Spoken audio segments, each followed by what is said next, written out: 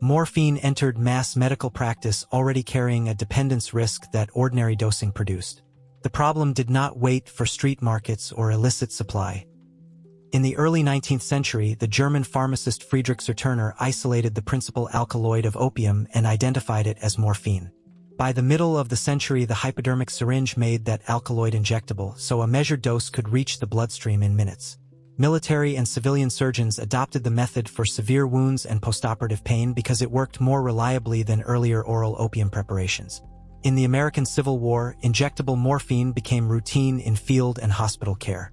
After the war, U.S. medical writing and veterans' records documented dependence among wounded patients who had received the drug under clinical authority, sometimes called soldier's disease in the language of the period.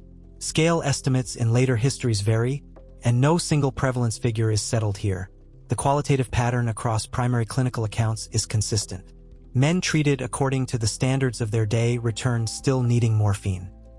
The mechanism was ordinary practice, not exotic excess.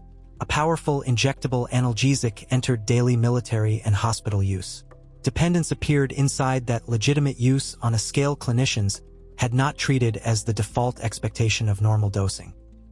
That changes the starting point of the story. The first mass medical opioid already showed that dependence could grow from medicine itself, not only from use outside it. In 1898, the German chemical firm Bayer commercialized diacetylmorphine under the registered trademark heroin. Company materials and contemporary medical advertising presented it as a respiratory sedative and cough medicine, and as a morphine alternative with a more favorable dependence profile. Diacetylmorphine had been synthesized in Britain decades earlier. Bayer's pharmacology laboratory under Heinrich Draeser took the compound into industrial production at the firm's works in Elberfeld. After dependence on injectable morphine had already appeared inside legitimate medical use, the company offered a chemical modification, two acetyl groups attached to the morphine molecule, as a different product.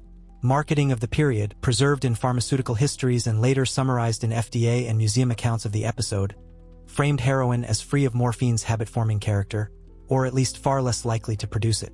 Clinical opinion was mixed from the start. Some physicians reported useful cough and pain relief. Others soon recorded dependence in their own patients. The commercial fact itself is not disputed. A major industrial chemistry company placed a semi-synthetic opioid on the legal market with the explicit promise that this formulation solved the problem of the last one. Dependence risk was again treated as a flaw of the older drug rather than a property of the opioid class. The not-like-morphine claim entered mainstream brand medicine. Patients and doctors received a new system sold as the answer to the dependence ordinary practice had already shown. In 1914, the United States Congress passed the Harrison Narcotics Tax Act. The statute required anyone who imported, manufactured, sold, or dispensed opium, morphine, heroin, or cocaine to register with the Treasury Department, pay special taxes, and keep detailed records. The law's text presented the measure as a revenue statute. In operation, the registration and tax stamp rules made non-medical trafficking hard to hide. Treasury agents and federal prosecutors used the paper trail to close unregistered dealers and push the street market underground. Enforcement histories preserved in Congressional and Justice Department records of the period show that criminal penalties hardened around illicit supply, while the open non-medical trade was driven out of ordinary commerce. Registered physicians and pharmacists stayed inside a legal channel. The act allowed a practitioner to dispense narcotics in the course of his professional practice only. That single phrase left the boundary unsettled. Courts and medical boards spent the next decades arguing whether long-term maintenance of an already dependent patient counted as legitimate treatment. Decisions such as the Supreme Court's 1919 ruling in Webb v. United States narrowed what counted as proper medical use, yet the medical pathway itself remained open. A doctor who registered and prescribed could still place opioids in a patient's hands under the color of medicine. The result was a split structure. Illicit markets were policed. Medical discretion, and therefore medical reassurance, still had room to sell. In January 1980, the New England Journal of Medicine printed a 5-sentence letter by Jane Porter and Herschel Jick. It reported that addiction appeared rare among hospital patients who had received narcotic drugs. The note came from the Boston Collaborative Drug Surveillance Program. Staff there reviewed inpatient charts, records kept while patients lay in monitored wards, receiving doses written by house officers and logged by nurses on the floor. Porter and Jick counted nearly 12,000 patients who were given narcotics during those days. Among people with no prior history of addiction, they found only 4 cases they judged reasonably well documented. The letter said so in plain clinical language and stopped. It was not a randomized trial. It was not a study of months or years of pills taken at home for chronic pain. It was a brief observation drawn from short, supervised hospital courses. That distinction mattered less than the venue. Correspondence in a leading journal travels farther than its methods. Later writers treating outpatient prescribing reached for the same 5 sentences as if they had established a general rule. When doctors prescribe opioids properly, addiction seldom follows. The inpatient setting dropped out of the citation. The short duration dropped out. What remained was a tidy reassurance that therapeutic use itself was safe. The medical channel left open after 1914 had always needed evidence that ordinary dosing would not recreate the old dependence. A hospital footnote, thin and specific, began to be treated like population proof. In 2017, the New England Journal of Medicine published a bibliographic analysis by Leung and colleagues that traced how the 1980 Porter and Jick letter had been cited across the decades when outpatient opioid prescribing expanded in the United States. The study recorded both high citation volume and frequent loose or affirmative use, references that treated the inpatient note as broad reassurance about therapeutic addiction risk rather than as a limited hospital observation. The mechanism was cumulative and almost mechanical. Later articles, reviews, and commentaries reached for the letter because it sat in a leading journal and offered a compact clinical claim. Many of those secondary writers did not restate the original setting. Short, supervised hospital courses, not months of pills taken at home. Some citations dropped the inpatient limit altogether. Others presented the 5 sentences as evidence that addiction after properly prescribed opioids was rare in ordinary care.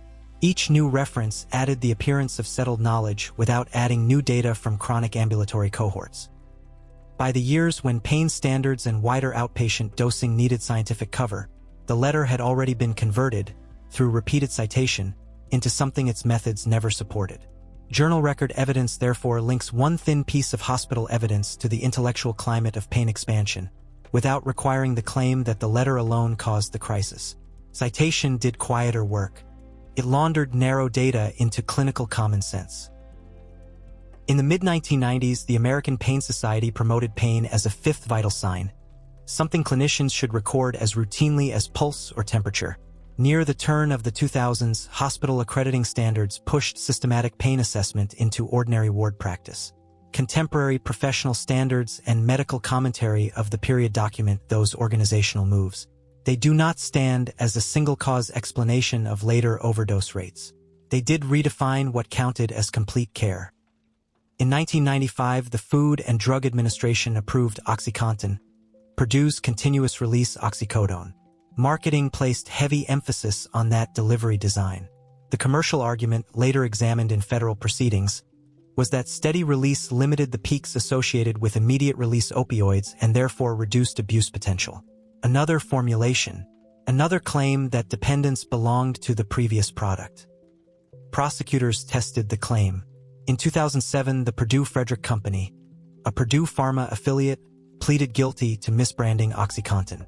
The guilty plea and related court record established that the company had marketed the drug with statements about addiction risk and abuse potential that went beyond what the evidence supported. A controlled-release tablet sold inside mainstream medicine had been framed as the engineering fix for the last dependence problem. Taken as a set, the century's sequence points to a single mechanism. A new molecule, a new legal channel, a thin hospital note elevated by citation, a vital sign campaign, a continuous release tablet, each arrived with the assurance that this delivery system solved the addiction risk of the one before. Patients in ordinary care met the same risk anyway.